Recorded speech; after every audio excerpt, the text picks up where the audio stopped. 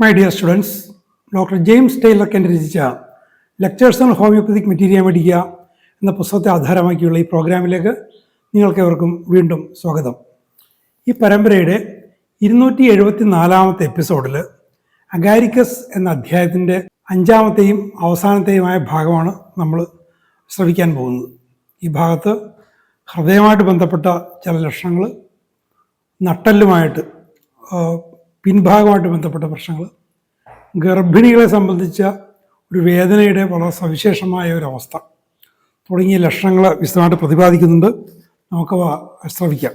The remedy is full of nervous palpitation worse in the evening. നെഞ്ചിടിപ്പ്, വളരെ നെർവസായിട്ടുള്ള നെഞ്ചിടിപ്പ് ഈ ഔഷധത്തിലുടനീളം കാണാം. അത് സായാഹ്നത്തിൽ വർദ്ധിക്കുന്നു. It creates shocks and thrills in the heart, spasms of the heart, internal manifestation of its jerking symptoms. ഹൃദയമായിട്ട് ബന്ധപ്പെട്ട് നിരവധി പ്രശ്നങ്ങളുണ്ട്. ഒരു ഹൃദയസ്തംഭനത്തിലേക്ക് പോകുന്ന അവസ്ഥ.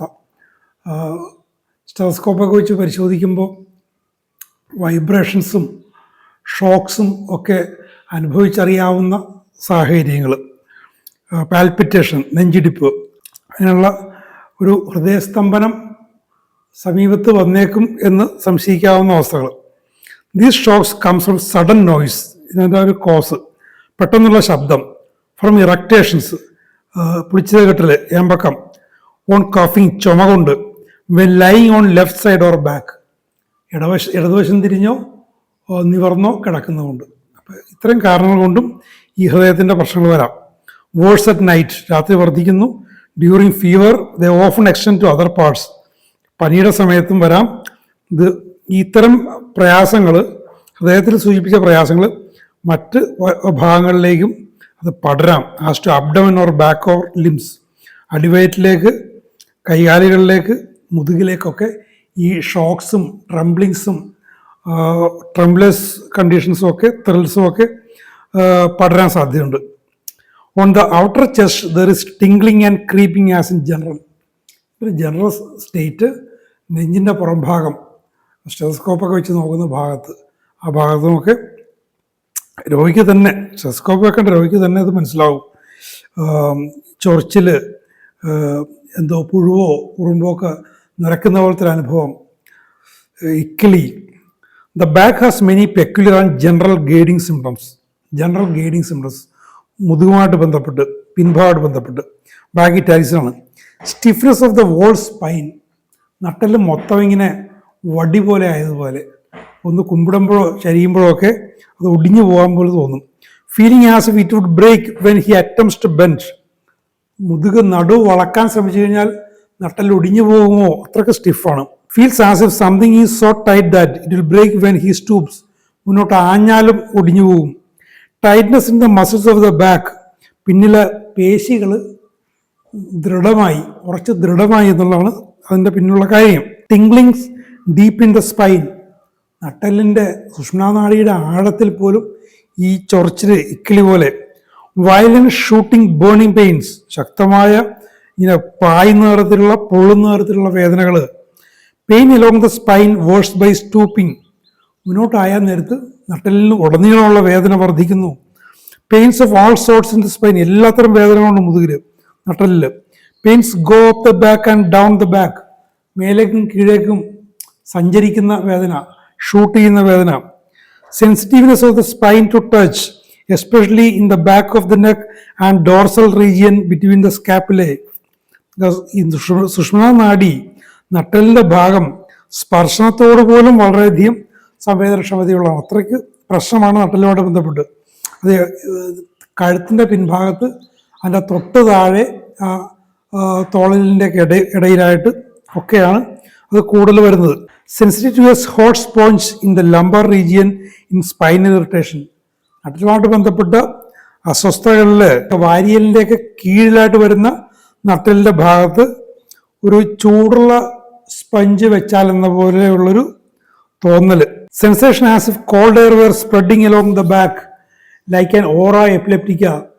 ഓറ എപ്പിലെപ്റ്റിക്ക, ഈ ഒരു ചുഴലിയുടെ ഒരു ബാധ ഉണ്ടാകാൻ പോകുന്നു അതിന് മുമ്പുള്ള അവസ്ഥ പോലെ നട്ടലിൻ്റെ പിൻഭാഗത്ത് അല്ലെങ്കിൽ മുതുകിൽ ഒരു തണുത്ത വായു പടരുന്ന പോലെ തണുപ്പ് പൊതുവെ അഗാരിക്കസുമായിട്ട് ബന്ധപ്പെട്ട് എല്ലായിടത്തും വരുന്നു. തണുത്ത വായു ഇങ്ങനെ പടരുന്ന പോലെ.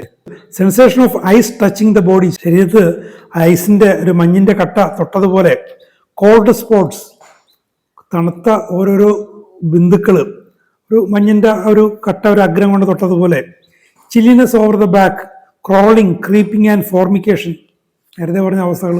ഉറുമ്പരിക്കുന്നത് പോലെ, പുഴുവരിക്കുന്ന പോലെ തണുപ്പ് അരിച്ചു കയറുക എന്ന് പറയില്ലേ, പിൻഭാഗം മുഴുവൻ, നട്ടല് മാത്രമല്ല പിൻഭാഗം മുഴുവൻ. Numbness of skin over the back, മുതുകിലുള്ള തൊലിയാകെ മരവിച്ച പോലെ. The most of the pains are in the back of the neck and the lumbosacral region. അപ്പോൾ കഴുത്തിൻ്റെ പിൻഭാഗത്തും നടുവിൻ്റെ ഭാഗത്ത് താഴെ ഭാഗത്തായിട്ടും ആണ് കൂടുതലും വേദന വരുന്നത്. Pains in this region in connection with coition, sexual ഇൻ്റർകോഴ്സുമായിട്ട് ബന്ധപ്പെട്ട് ഈ ഭാഗത്ത് കൂടുതലും വേദന വരുന്നു, അതായത് ഇടുപ്പിന് തൊട്ടുമേലെയുള്ള ഭാഗം. Pain in the lumbar region and sacral region especially during exertion, അധ്വാന സമയത്ത്, സിറ്റിംഗ്, ഇരിക്കാവുന്ന സമയത്തൊക്കെ ഈ ലംബർ റീജിയനിൽ താഴെയുള്ള ഭാഗത്ത് വേദന.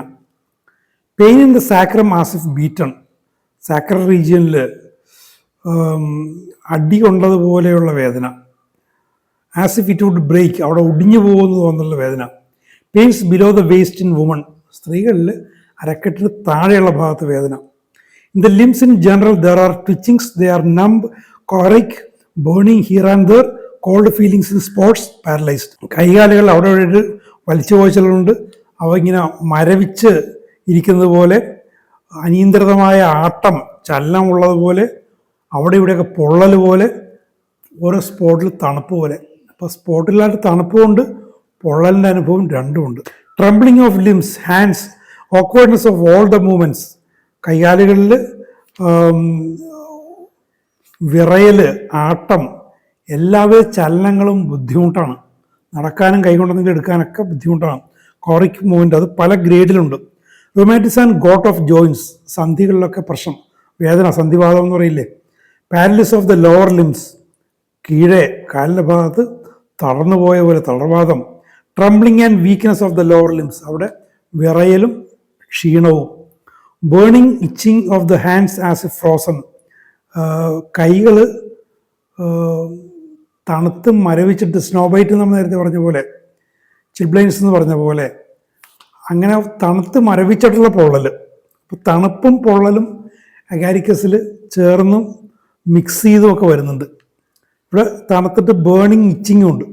In the smaller joints where the circulation is feeble there are frostbite symptoms, ചെറിയ ചെറിയ സന്ധികളിലൊക്കെ മഞ്ഞ് കടിച്ച പോലെ നമ്മൾ നേരത്തെ കണ്ടാണത്, അത്തരം ലക്ഷണങ്ങളുണ്ട്. ടോസ് ആൻഡ് ഫിംഗേഴ്സ് സ്റ്റിഫ്, കൈകാൽ വിരലുകൾ മരവിച്ചതുപോലെ, അനക്കാൻ പറ്റാത്ത അവസ്ഥ, വാതരോഗികൾക്കുണ്ടാകുന്ന അവസ്ഥകൾ. Bones feel as if they would break during rest especially in the lower limbs, വെറുതെ വിശ്രമിക്കുമ്പോൾ പോലും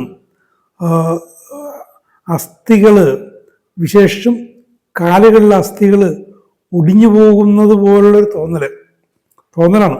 feeling as if the tibia would break, കണങ്കാലിലെ വലിയ അസ്ഥി ഒടിഞ്ഞു പോകുമെന്നുള്ള തോന്നൽ, അത്രയ്ക്ക് വേദന കൊണ്ടുള്ള തോന്നലാണത്.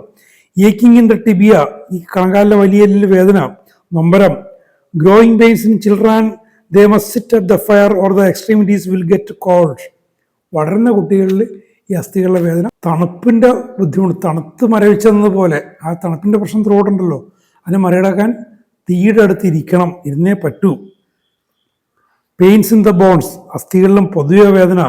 വെയിറ്റ് ഇൻ ദ ലെഗ്സ്, കാലുകളിൽ ഭാരം. Pains in the lower limbs, ഏക്കിങ്, stitching, tearing, better from warm than from motion. എല്ലാത്തരം വേദനകളും അസ്ഥികളിലുണ്ട്, കാലുകളിലുണ്ട്. ചൂട് കൊണ്ടും ചലനം കൊണ്ടും അതിന് ആശ്വാസമുണ്ട്. Paralytic weakness in the lower limbs soon after becoming pregnant, വളരെ ശ്രദ്ധേയ ലക്ഷണം. ഗർഭധാരണം നടന്ന ഉടനെ ലോവർ ലിംസിൽ